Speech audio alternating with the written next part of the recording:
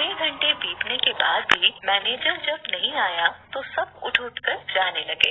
ये देखकर मधु भी उठकर जाने लगी। मधु जैसे ही अपने लड़खड़ाते हुए कदमों से दरवाजे की ओर बढ़ी, तभी किसी ने पीछे से उसे टोकते हुए कहा, मैडम।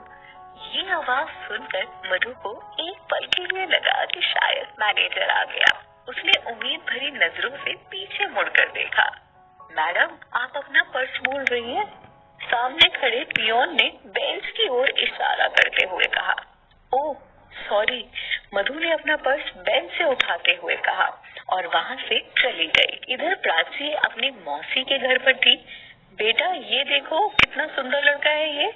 प्राची की मौसी ने उसकी ओर एक तस्वीर बढ़ाते हुए कहा। प्राची जो कि मौसी के बगल में बैठकर अपनी गोद में अपने भतीजे को खिला रही थी, उसको एक और बिठाते हुए बोली, नहीं मौसी, मुझे इन लड़कों में कोई इंटरेस्ट नहीं है। क्यों बेटा, क्या बुराई है? बहुत पैसे वाला है, तुझे बहुत खुश रखेगा। मौसी ने जबरदस्ती प्राची के हाथ में तस्वीर थमाते हुए कहा। प्राची ने उस तस्वीर को देखे बिना ही दूर देखते हुए कहा, मौसी कितनी बार कहा है मैंने आपको और माँ को भी कि मुझे अभी शादी नहीं करनी, मुझे पढ़ना है, मुझे अपना करियर बनाना है। फिर क्यों आप लोग मेरे पीछे पड़े रहते हो? हर चीज उम्र से अच्छी लगती है दीदी। सामने से आ रही मौसी की बहू यानी प्राची की भाभी उसकी ओर बढ़ते हुए बोली। भाभी के मुंह से ये बात सुनकर प्राची अपना मुंह सिकोड़ते हुए बोली, तो कौन सा मैं बूढ़ी हो गई हूँ? भाभी अभी मेरे पढ़ने लिखने की उम्र है, शादी की नहीं। अभी मुझे मेरे हाल पर छोड़ दो। इतना कहकर प्राची गुस्से से उठी और अपनी स्कूटी लेकर वापस अपने रूम पर चली गई। मधु पहले से ही रूम पर आ चुकी थी। जैसे कि प्राची ने रूम का लॉक खोलने के लिए हाथ आगे बढ़ाया तो दरवाजा अपने आप खुल गया। ये देखकर प्राची समझ गई कि मधु पहले से ही आ चुकी है। प्राची ने जैसे ही अंदर कदम रखा तो कमरे में चारों ओर अंधेरा था। प्राची ने लाइट का स्विच ऑन करते हुए मधु की ओर देखे बिना ही कहा, मैडम आप इतना अंधेरे में क्या कर रही हो? पर जब पीछे से कोई जवाब नहीं आया तो प्राची ने मुड़कर देखा कि मधु गुमसुम बैठी है। विंडो से बाहर की ओर आने जाने वाले लोगों को ध्यान से देख रही थी। ये देखकर प्राची अपनी सैंडल निकालकर उसके पास गई और बोली, और मैडम कैसा रहा आपका इंटरव्यू? प्राची ने इस सवाल पर मधु ने कोई रिएक्शन नहीं दिया तो प्राची ने मधु के कंधे पर हाथ रखकर उसे हिलाते हुए कहा, क्या हुआ? तुम ऐसे क्यों बैठी हो? Is everything fine? ये सुनकर मधु प्राची की ओर देखकर अपनी आंखों को ऊपर बढ़ाकर बोली, एवरीथिंग इज फाइन। पर प्राची मधु को इस हाल में देखकर पहले ही समझ चुकी थी कि कोई ना कोई बात तो है। झूठ मत बोलो, बताओ ना क्या हुआ? प्राची ने झट से सवाल किया। जब प्राची ने ज्यादा जिद की तो मधु खिड़की के पास से उठकर डाइनिंग टेबल पर रखे जग के ग्लास में पानी भरते हुए बोली, आज जिस जॉब इंटरव्यू के लिए गई थी ना, पूरे 8 घंटे इंतजार करवाए, उसके बाद भी वहाँ का मैनेजर नहीं आया यार। ओ, ये मल्टीनेशनल कंपनीज के मैनेजर ऐसे ही होते हैं, किसी के टाइम की कोई वैल्यू थोड़ी ना है इन्हें। प्राची अपना लैपटॉप खोलते हुए बोली और एक किनारे बैठकर लैपटॉप पर अपना काम करने लगी। पर जब करीब 2 घंटे तक प्राची लगातार लैपटॉप पर काम कर रही थी तो मधु से रहा नहीं गया। उसने प्राची के पास पड़ी चेयर पर बैठते हुए कहा और पूछ ही लिया, यार तुम इतने टाइम से लैपटॉप पर क्या कर रही हो? कुछ नहीं यार, इंटर्नशिप का काम। और क्या बचा है हमारी लाइफ में? हाँ, एक बात तो है, मैं बताना ही भूल गई, आज आयशा का कॉल आया था मेरे पास।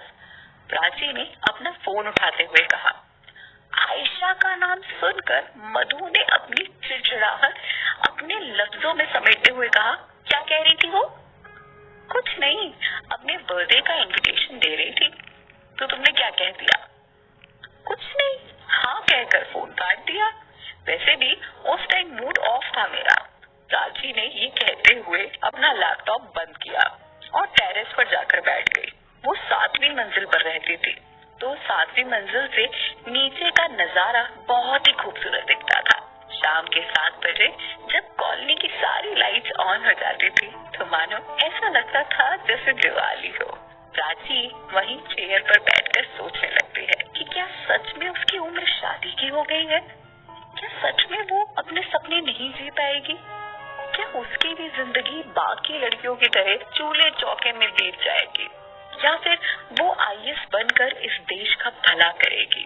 प्राची टेरेस पर बैठकर अभी ये सब सोच ही रही थी कि तभी मधु ने पीछे से आकर मजाक में उसे धक्का दिया। मधु के धक्के से प्राची ने खुद को गिरने से बचाया और फिर चेयर से उठकर बोली, यार अभी मैं गिर जाती तो? गिरने थोड़ी देती है तुम्हें। अच्छा बताओ ना, मूड ऑफ क्यों था आज तुम्हारा?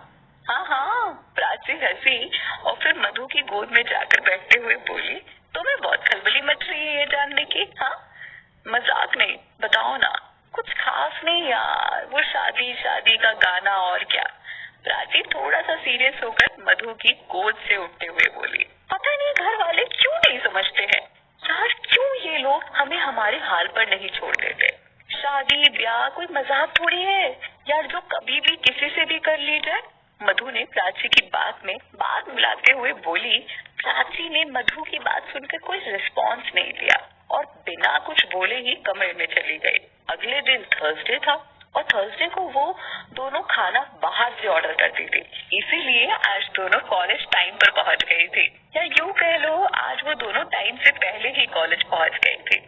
करीब 15 मिनट बाद जब शेट्टी सर अपना लेक्चर के लिए क्लास में एंटर हुए तो सामने प्राची और मधु को बैठा देखकर खुश हुए और हंसते हुए बोले, very good, I am proud of you. तुम दोनों ने अपनी बात की इज्जत रखी।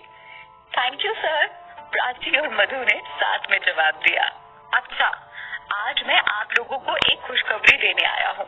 जल्द ही हमारा कॉलेज एक फेयरवेल पार्टी ऑर्गेनाइज करने वाला है और साथ में कैंपस सिलेक्शन के लिए मल्टीनेशनल कंपनीज हमारे कॉलेज में आ रही है। तो उन कंपनीज के मैनेजर्स को जिसका भी काम पसंद आएगा उन्हें एज अ पर्सनल असिस्टेंट उनकी कंपनीज में रखा जाएगा। ये आप सबके लिए बहुत बड़ी अपॉर्चुनिटी है, तो अपने आप को इसके लिए अच्छे से प्रिपेयर कर लीजिए। इतना कहकर शेट्टी सर क्लास से बाहर चले गए, पर इस बात ने क्लास के एक कोने में हलचल मचा दी।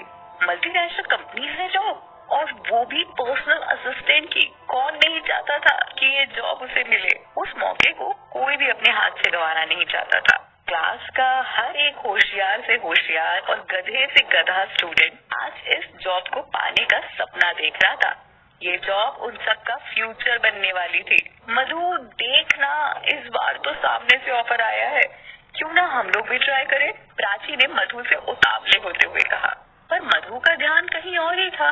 वो सामने खड़ी आयशा को देख रही थी। आयशा सामने खड़ी शेट्टी सर से कुछ बातें कर रही थी और मधु उस पर अपनी नजरें टिकाए हुए उसे घूरे जा रही थी। जब प्राची ने मधु को आयशा को घूरते हुए देखा तो उससे रहा नहीं गया और झट से बोली, क्या हुआ, तुम उसे ऐसे क्यों घूर घूर के देख रही हो? कुछ नहीं, मधु ने थकान भरी आवाज में कहा और उठकर क्लास से बाहर चली गई। प्राची भी मधु के पीछे पीछे भागती हुई गई, पर ये क्या, कॉरिडोर से मधु कहाँ गायब हो गई? चारों तरफ आंखें घुमाते हुए प्राची सोचने लगी, मधु कहाँ गई ये लड़की, बिना कुछ बताए चली जाती है। चलो चलकर कैंटीन में उसका वेट करती हूँ। ऐसा सोचते हुए वो तो कैंटीन तक चली गई